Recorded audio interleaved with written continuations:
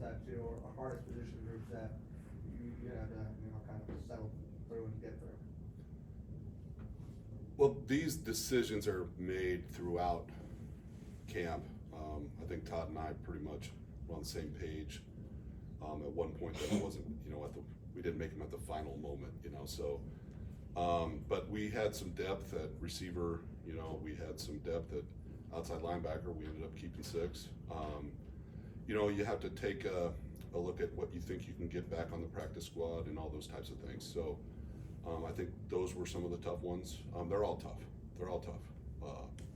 Releasing players, but this weekend's never, now it's the week, but it's typically never an easy time for any of us, but we got through it, and now we move forward. We have to put a practice squad together here as soon as I'm done here.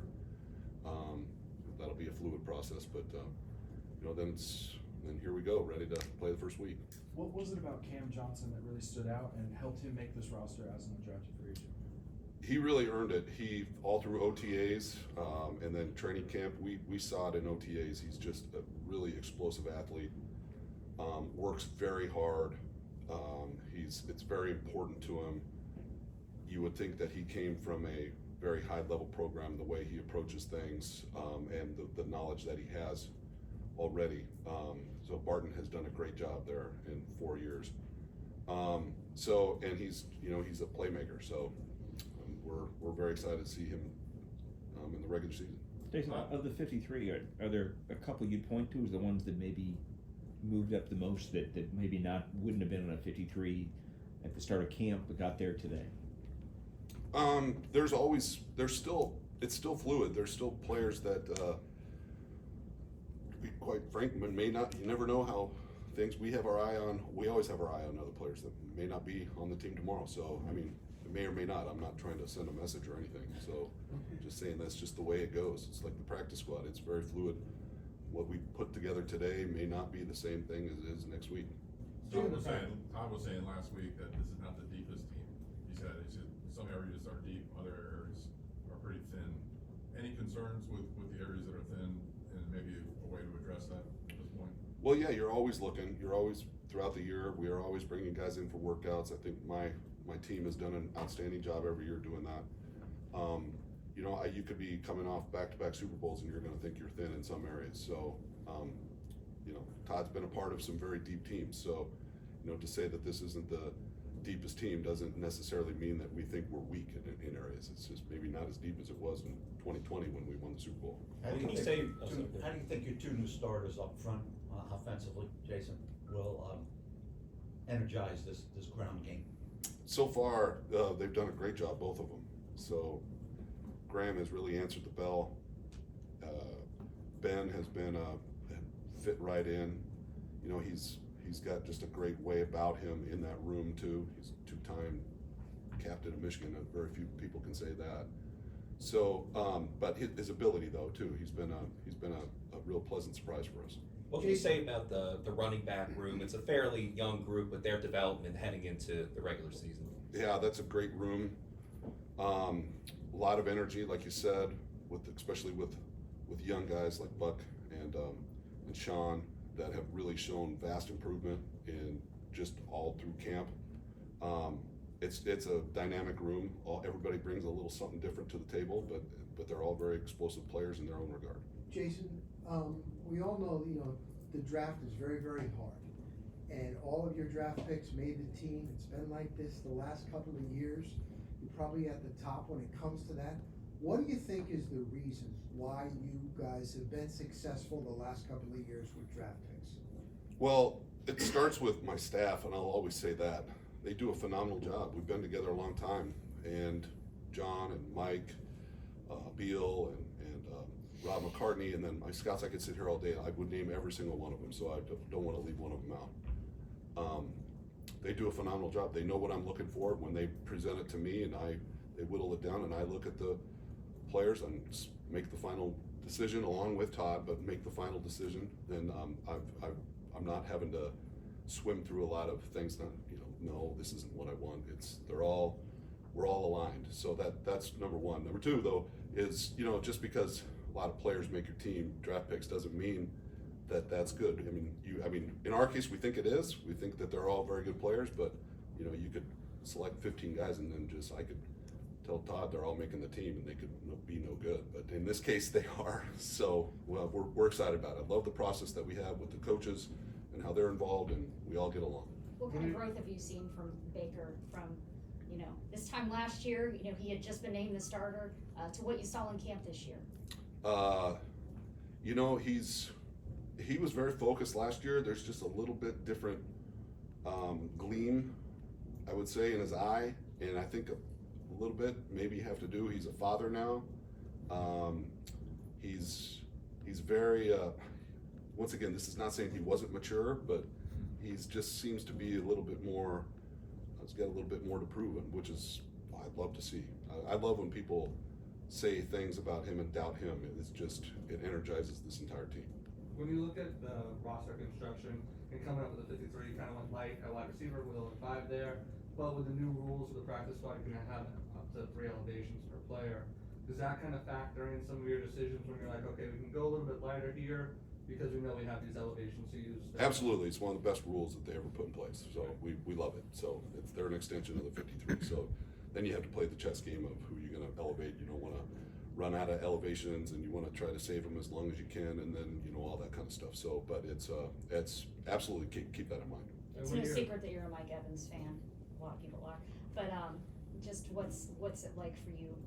From your vantage point, watching him year after year, like every milestone and just all these different records every year, they just keep falling. And just what's it been like for you to kind of watch that? And what are your expectations and your hopes from this year? He just wants to win. So that's the great thing about him. He just wants to win.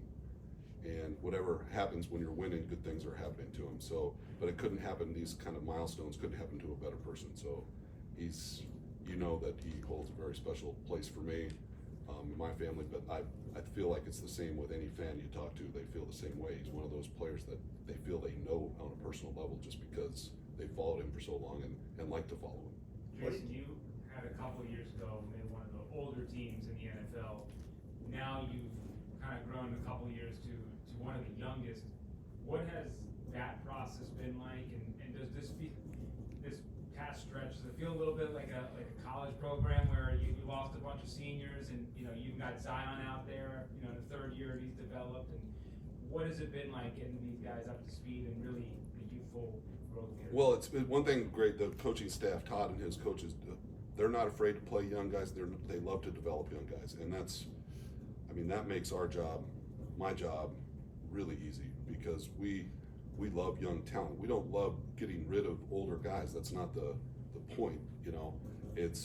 We want what's best for the football team, and in the last couple of years, it has been because of the salary cap, because of the dead money that we had. We had to bring in. It was crucial for us to draft well and to have undrafted free agents on this team just to survive, because with the debt that we carried. So it worked out that way. We're very happy with the way it's worked, and now we're hoping to win this year too.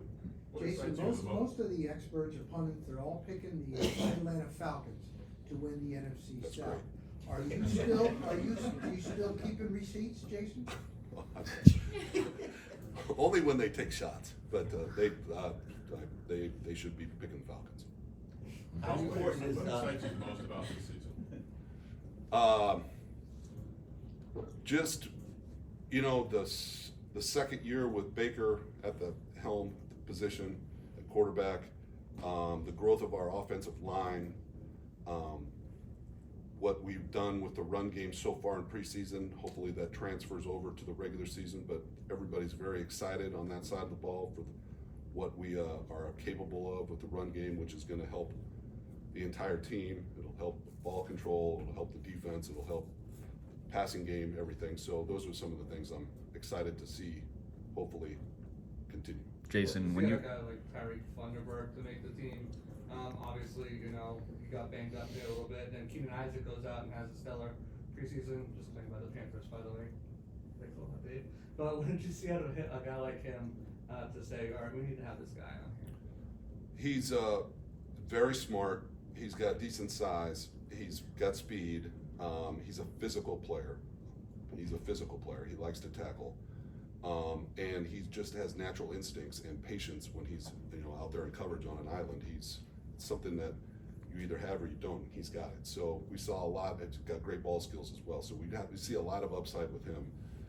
I don't know if we're going to throw him out. Todd's going to throw him out there week 1 or not, but we feel like he's pretty close to us doing that.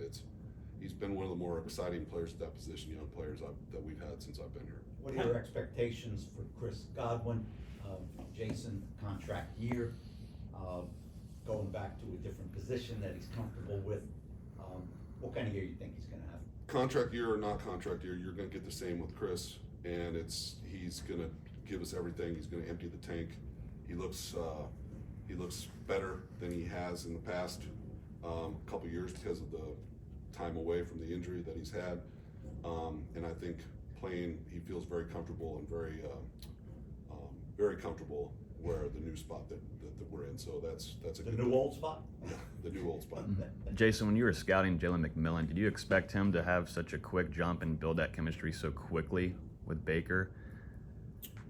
Well, we knew it was capable of. We knew he was capable of, and when we did the process, people were telling our scouts there that at one point, he was a little dinged up that last year that he was the go-to guy. That he was capable of being as good as those other guys that went in front of him, and they're very good players. So it doesn't surprise me, but it's sure been great to watch him. So. How important has things like chemistry, team bonding off the field, finding the right guys in the locker room, how has it led to finding success for this team over the years? I think it's important. I think anybody else will tell you it's important. It doesn't necessarily mean if you have the best, closest team ever, it doesn't necessarily mean you're gonna win. But I can tell you if it's the opposite, it's pretty much a recipe for disaster. So it's better to have it the way it is than not. And it's one of the better, more cohesive groups I've been around. Jason, are you satisfied with your depth along the defensive line, or is that an area that you might be looking for some help? It's always an area that we'd be looking for, always. Defensive line, can you just talk about the decision process with some of those guys? You have a mix of veterans, but also some younger guys as well that you had to choose from. Are you talking offensive line? I'm sorry. Defensive line. Defensive line. Will proved again this year that he's what he's capable of, and he's just old Ironsides. He's going to go out there and give us everything he's got, and he still can play. We've got Vita, Kalijah. I mean, all those guys. We have some very, very good players, and we have Greg Gaines. I can't say enough good things about him. They're always looking for maybe some possible young players that are ascending that you can add to your roster. So we'll always keep looking for that. What do you attribute, Jason, your success the last 4 or 5 years in the overall draft scheme? And did you make changes in the process 4 or 5 years ago that has helped you hit the mark better? Well, I don't want to give away secrets too much, but I alluded to it before. I have a great staff. So the secret to being successful is having, I want to be the dumbest guy in the room, which isn't hard, but so these guys are very, very, very, very good. And these guys and girls that I have working on the scouting staff. But several years ago, I kind of made a commitment to let's go after the high character. They have to be able to play. But let's stay away from the guys that we have concern about. And it's hard. It's hard to resist the temptation. And I've taken more players off the board in the last few years so I would resist the temptation of taking them. And for the most part, we've been spot on and glad that we didn't take them. So you analyzed the mistakes. Oh yeah. Right? Yeah. And so if there was a common denominator. Common denominator and the type of player that's turned out to be a great player. Jason, all the cuts are definitely hard over the years that you have to make at this time. Is there anyone that stands out in your mind particularly that you had to make that was the hardest cut I had to make at this time of year? Like I said, they're just all very, very hard. They're all very hard, and I probably wouldn't want to publicly talk about some of them, but it's some of the older guys that have been around for a long time, and when you have to tell them that they don't have it anymore, that they're not athletically capable of being a top end player anymore, or even a backup. That's hard. Jason, a lot of years. Last one. You guys will add somebody before camp, even during camp. You guys have basically almost status quo, really since like June 1. Do just speak to your confidence in the depth and the familiarity of what you have back from last year? Yeah, for sure. But we've added some players this year late that came on and did some good things for us. And Verge Brown's one of them. So we're very excited about him. So